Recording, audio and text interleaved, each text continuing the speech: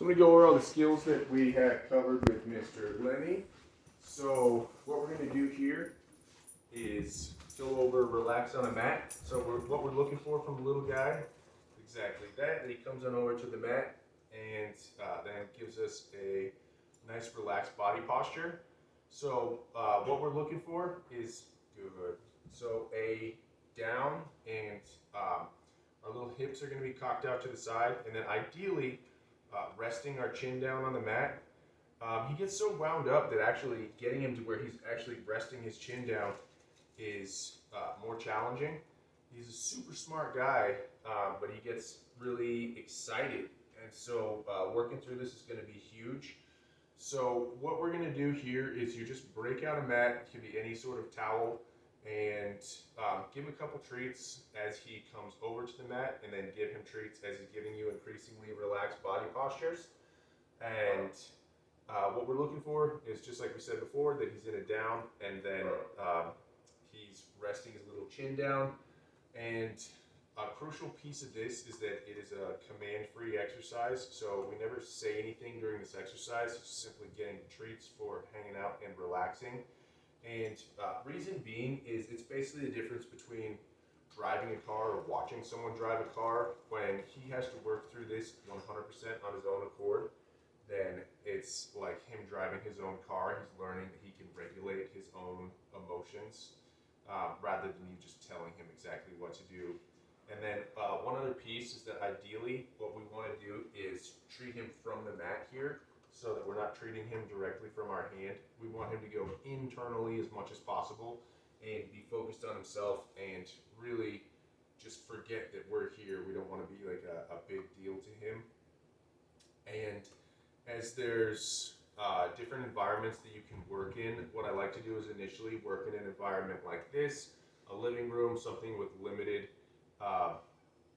sights, sounds, everything, and additional stimulus, and then take him to a backyard, and that's going to be like a cloistered in area, but is additional sounds and sights, and take him to the front yard. It's going to be a little bit more challenging, then eventually to a park. And you're coaching him here to be able to bring his big emotions down. And what's happening is that through your body posture, your body language, it's basically sending a signal to Lenny's brain that everything's okay, we're nice and relaxed, everything's fine. And so even though we're more wound up mentally, the physical body posture is telling us that everything is okay. So really crucial one. You can start to get closer to stimulus that gets him wound up over time. Get further away if it's too challenging for him.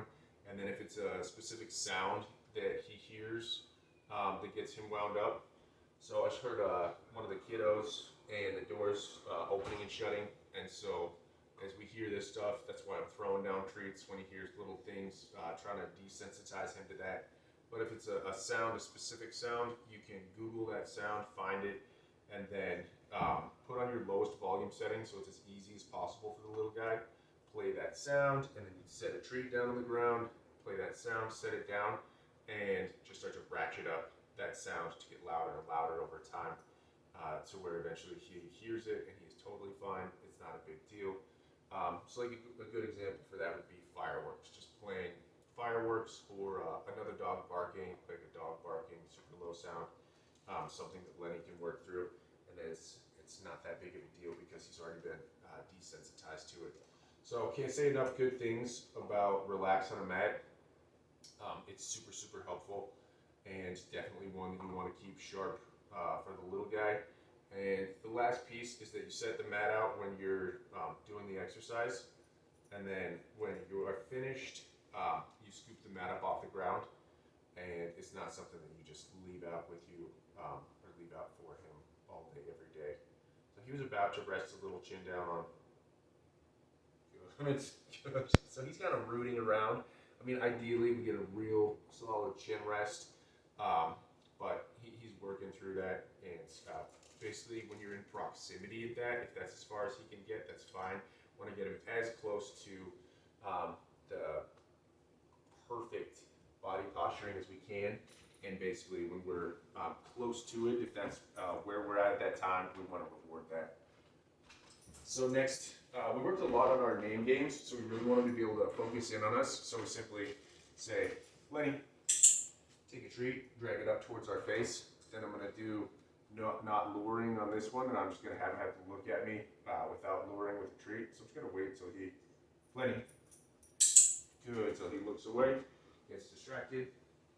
Perfect, and he has to lock in. Another fun one that you can do is you can take a treat out to the side to where you're distracting him. He has to come back to you. Lenny, you crafty man. Very good.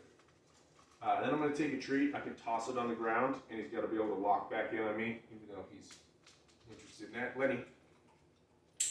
Oh. And that's an excellent segue into recall. So name games really set you up for an excellent recall. An excellent recall is predicated on great name games. Just take a treat.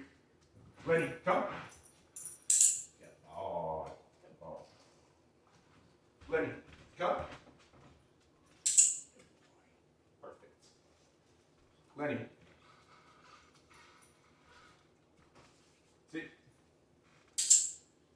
Good boy. Lenny, down.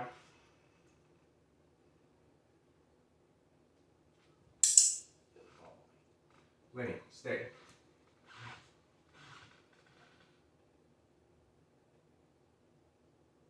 Free. Yeah. Good boy. Hard-working man. So just a simple sit-down stay. I'm sure something that you've worked on before. Usually the down was the harder part for the little guy. He doesn't always want to give you a down immediately. But the crucial piece for that space is simply waiting and just not repeating yourself. And so he just got faster and faster over time. Initially, he would just stand there and he wouldn't do anything for me. So I just wait, and then just boom, click exactly when he hits the floor, and then you just get faster and faster over time. So what you saw there is space is our anti-jumping exercise. So he wanted to jump up towards me. Lenny, space. So that's exactly what that should look like. He just needs to be able to stop shy of me and give me a couple feet. So he's a pretty jumpy little guy. It's still something that we're working on definitely. And so just be prepared to preventatively use it first thing when you come into a room, space. And be ready to work with him. So you see there, we're creating this little bubble. And so he stops shy, gives us this little bubble around ourselves. Another thing that you can do is if he's really doing an excellent job, we've done a bunch of space repetitions with him. This is really a great time to do this. We do space rep, and then we do another repetition. Lenny, space. So he's really in the mode, and then see what he'll offer up. Lenny. Good, which is usually that space. So what we're doing here is that when he's coming and offering this up voluntarily, we're creating a default behavior, and this becomes good. What he will do without being asked. So right there, he gave me my space. He didn't sit, I don't care. I just wanted to be outside of my bubble, realize that coming up and keeping 4 feet on the floor is what we're looking for. So creating this default space and a default behavior of what he's going to do without being requested is really, really crucial and really a big key takeaway from this. This is another way that you can really break through with the little guys. You're not always telling him space, giving him commands all the time. And we want to be able to do it on his own accord and without asking. So that's the key piece of this. Just giving him the opportunity to do the right thing, then catching him as he's done the right thing. Lenny, come. Good. Oh, why are you so good? Very good. Next, we're going to go over his leave it. So, Lenny, leave it. Good boy. So that real retraction, that real pullback is perfect. That's exactly what we're looking for. So we work with treats. So you can do some from your hand. I like you to practice as well. Lenny, leave it.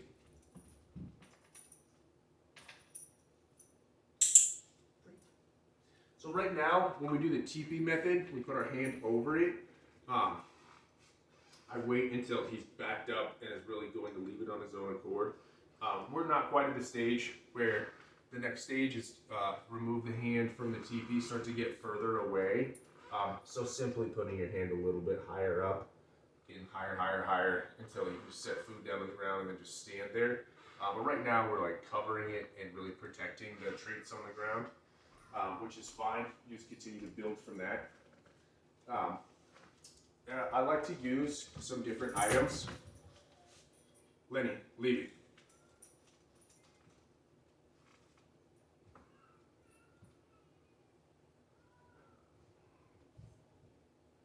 Lenny, leave it.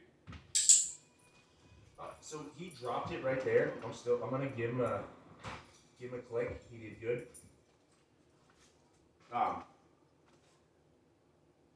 But we do want him to be able to work with some different items, and yes, leave it. You did good. We clicked him, and then he went right back after it. So I wouldn't catch him in that exact second. So honestly, my click was like slightly delayed. Let's give him another shot. Leave it.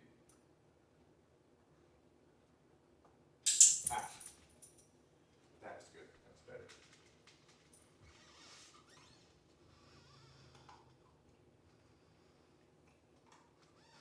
It's a little closer to the camera here. There we go. Leave it. Leave it. Yes, you good boy. Good boy. Good work, you. So working with things, get him a little bit more wound up. Always really get him excited. And so we want to continue to make sure that he's able to let it go regardless of whatever it is. And so working with a bunch of different items can be hugely beneficial. You could try tossing the treat, and he gets interested in it, and then tell him to leave it. You can hold it in your hand, tell him to leave it. You can have something in your hand. He's going to be able to back up. All are excellent renditions of leave it that you've garnered interest in something. You should be able to leave it alone. Lenny, touch. So doing a touch is an excellent exercise. Just having him bump your hand with his nose. Be able to get him situated wherever you can is very, very good. So lastly, one thing that we did for the little guy is he gets so excited with his leash that you were exactly right. I see why he was chewing through his leashes, which do leave it, leave it, leave it all day. And as soon as I would move with the leash, then he would start chewing on it. And so we did just revert back to his corded leash that he can't chew on. However, what this says to me is that the leash itself is a trigger, and that we want him to be able to calm down as soon as we're leashed up. And so I just want him to relax. That's actually the key piece from like the loose leash walking. And so what we're going to do here, and what we've worked on with Mr. Lenny, is that we simply leash him up and then do relax on a mat with the little guy.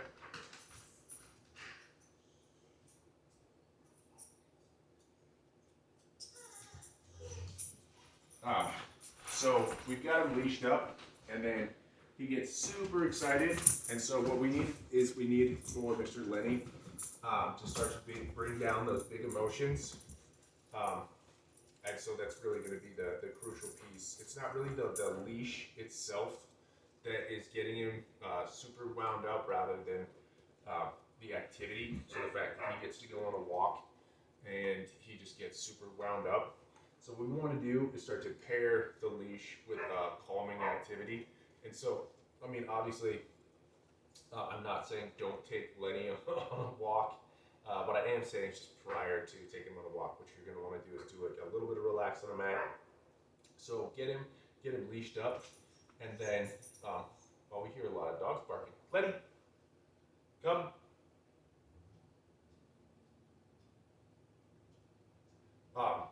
And reason being is that we want to start to pair the leash with a nice calm activity, like relax. relax on a mat. And so you're just gonna do relax on a mat for a couple minutes and then start off on your walk.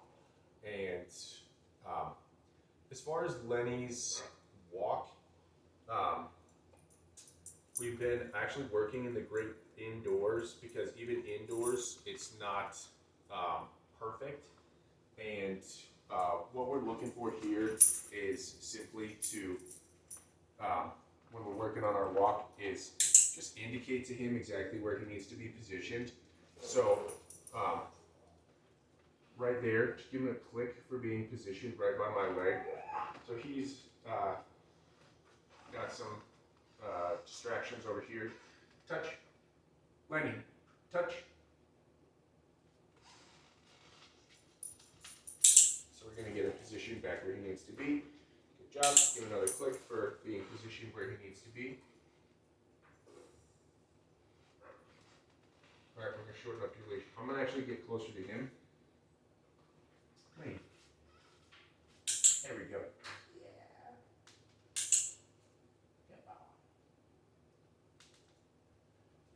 Lenny. And then head off this direction. So what we want to do is then clicker for him being positioned exactly where he needs to be. Lenny, touch.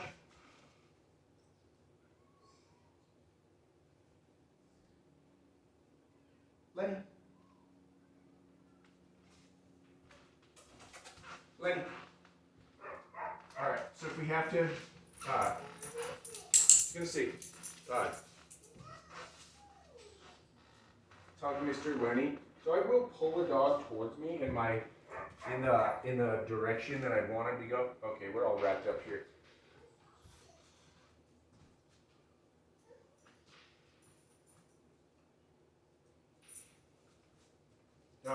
Pull him over towards the direction that he needs to go if he's really having a hard time.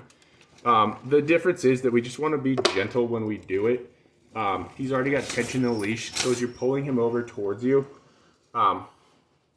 you're just using your whole body weight to just pull him that direction. You're not snapping on the leash or yanking on it. So it just looks very different from just pulling on his leash like that you may think about.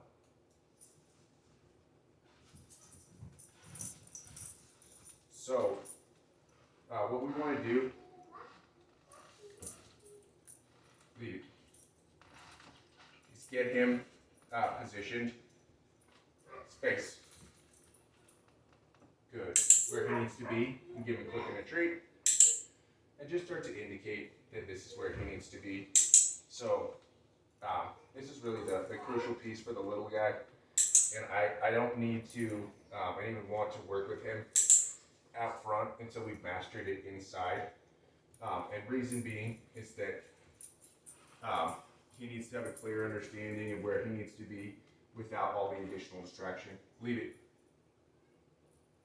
Okay, so he won't, if he's not leaving it, I don't want him to destroy the leash. So we're gonna unhook him here.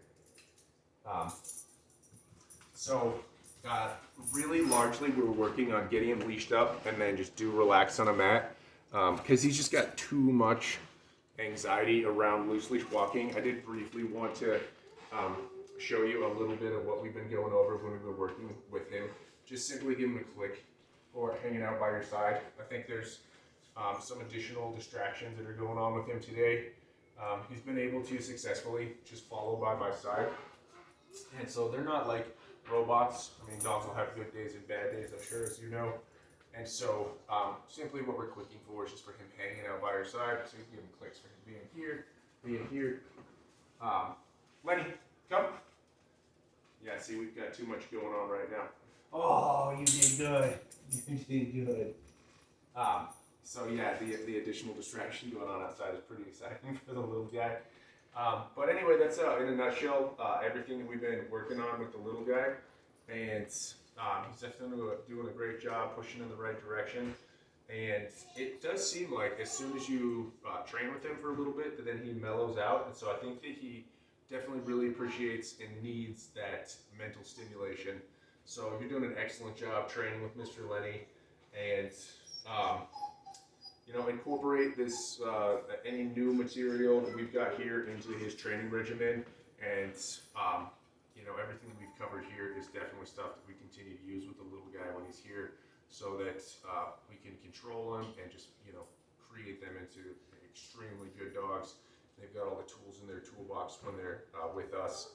And another piece, it's a great bonding experience and time for us to work with Mr. Lenny, so that he trusts me and trusts the family and kids and everyone, and continues to perform well, work well with us. So it's been a great experience working with Mr. Lenny. So we'll sign off here. You want some freebies? You want some freebies? Yeah, you get freebies. Good boy.